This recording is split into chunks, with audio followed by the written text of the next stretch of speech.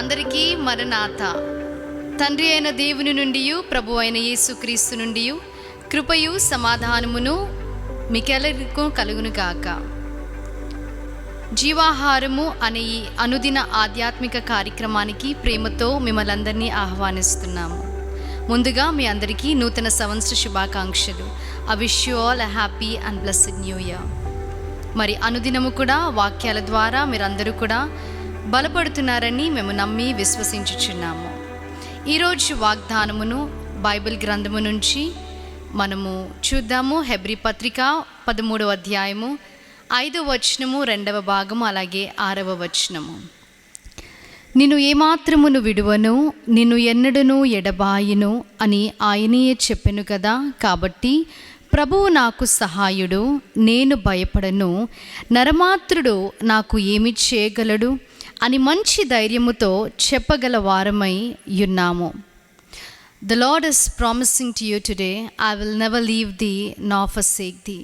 నిన్ను ఏమాత్రమును విడువను, ఎడబాయను అని దేవుడు ఈరోజు వాగ్దానము చేస్తున్నాడు.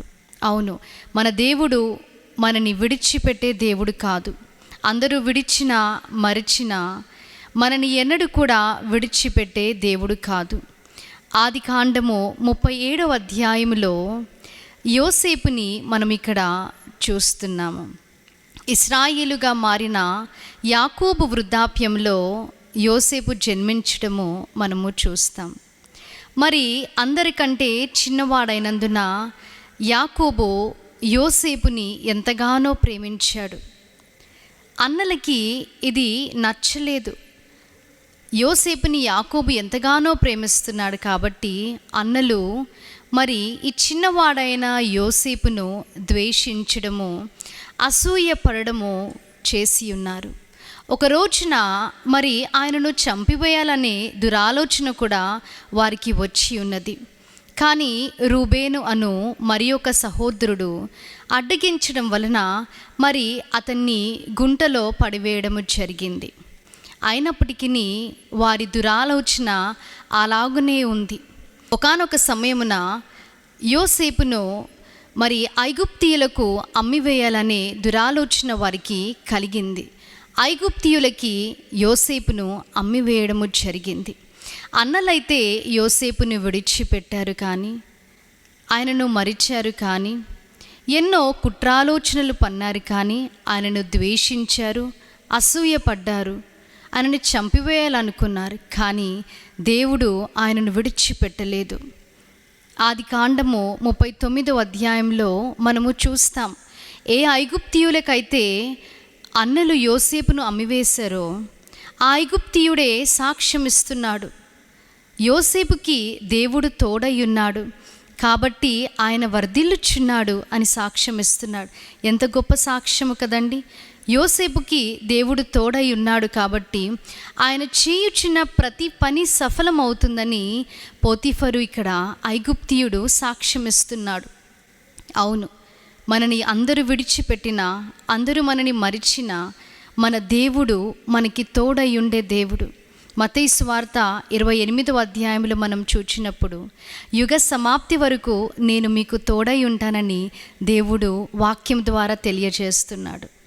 కాబట్టి ఉదయకాల సమయమున నీవు బాధపడుచున్నావేమో, ఏడ్చుచున్నావేమో, దుఃఖముతో నీ హృదయము నిండుకొని ఉందేమో. అయ్యో, అందరూ నన్ను విడిచిపెట్టారు కదా, మా సొంత వాళ్ళే నన్ను విడిచిపెట్టారు కదా, నా బంధువులే నన్ను విడిచిపెట్టారు కదా అని నీవు అనుకొనిచున్నావేమో. దేవుడు మరోసారి వాగ్దానము చేస్తున్నాడు. నేను నిన్ను విడిచిపెట్టను, నేను నిన్ను మరిచే దేవుణ్ణి కాదు, నేను నీకు తోడై ఉన్నాను, ధైర్యము కలిగి నీవు ఉండమని దేవుడు వాగ్దానము చేస్తున్నాడు. కాబట్టి వాక్యంలో మనం చదువుకున్నట్టుగా ఆయన నాకు సహాయుడు, ఆయన నాకు సహాయము చేసే దేవుడు, నరమాత్రునికి నేను ఎందుకు భయపడాలి అని మనము ధైర్యము కలిగి ఉండమని దేవుడు వాగ్దానము చేస్తున్నాడు. I will never leave thee nor forsake thee. So we have to boldly say that the Lord is our helper. దేవుడు మనకు తోడయ్యుండి ఆయన మనను ఆశీర్వదించే దేవుడిగా ఉన్నాడు. యోసేపుకి ఎలాగైతే తోడయుండి ఆయనను ఆశీర్వదించాడో, దేవుడు మనందరినీ అదే రీతిగా ఆశీర్వదించినయ్యున్నారు.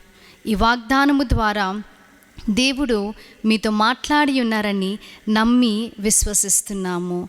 ఆమేన్. ప్రార్థన చేసుకుందాం. మహాగణుడా, మహోన్నతుడా, పరిశుద్ధుడా, నమ్మదగిన మా గొప్ప దేవా, మీకు స్తుతులు, స్తోత్రాలు, వందనాలు. అవును తండ్రి, వాక్యం ద్వారా మీరు మాతో మాట్లాడి ఉన్నారు. అందును బట్టి మీకు స్తుతులు. ఈ ఉదయకాల సమయమున తండ్రి, ఎందరైతే ఆ రీతిగా బాధపడుచున్నారో, విడిచిపెట్టబడిన స్థితిలో నేనున్నాను, మరిచిన స్థితిలో నేనున్నానని ఎందరైతే బాధపడుచున్నారు, మరోసారి తండ్రి మీ వాగ్దానము ద్వారా, మీ వాక్యము ద్వారా మాతో మాట్లాడి ఉన్నారు. దేవా, విన్న వాక్యాన్ని ప్రతి ఒక్కరి హృదయంలో మీరు భద్రపరిచి, దీవించి, ఆశీర్వదించి, అట్టి ధైర్యం మీరు వారికి దయచేయండి. అతి త్వరగా మేఘారుడై వచ్చుచున్న క్రీస్తు యేసు నామములో అడిగి వేడుకుంటున్నాం ప్రియ పరలోకపు తండ్రి. ఆమేన్. అందరికీ మరణాత. దేవుడు మిమ్మల్ని అందరినీ దీవించి ఆశీర్వదించునుగాక. ఆమేన్.